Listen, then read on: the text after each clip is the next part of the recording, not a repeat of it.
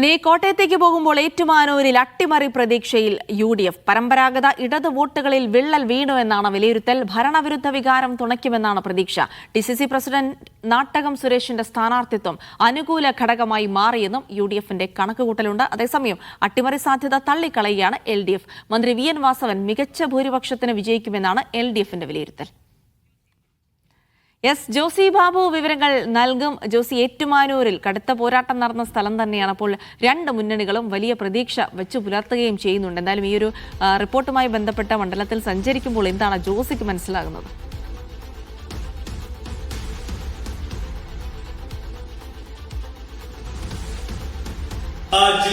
പാലാ കഴിഞ്ഞാൽ കോട്ടയം ജില്ലയിൽ ഏവരും ഉറ്റുനോക്കുന്ന അല്ലെങ്കിൽ ഏറ്റവും രാഷ്ട്രീയ പ്രാധാന്യം ഉള്ള തെരഞ്ഞെടുപ്പ് പോരാട്ടം നടന്ന മണ്ഡലമാണ് ഏറ്റുമാനൂർ.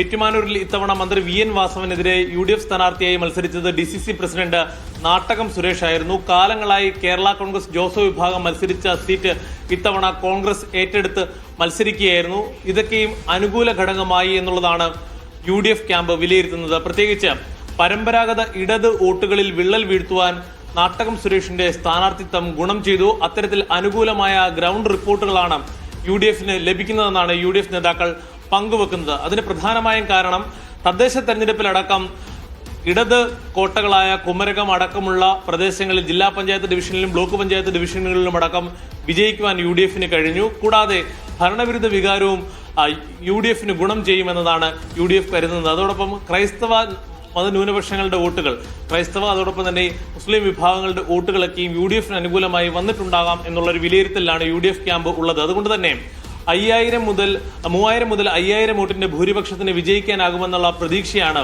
UDF പങ്കുവെക്കുന്നത്. കഴിഞ്ഞ തവണ UDF വിമതയായി മത്സരിച്ച ലതിക സുഭാഷ് 6000-ഓളം വോട്ടുകൾ നേടിയിരുന്നു. അത് UDFന്റെ വോട്ടുകളാണ്.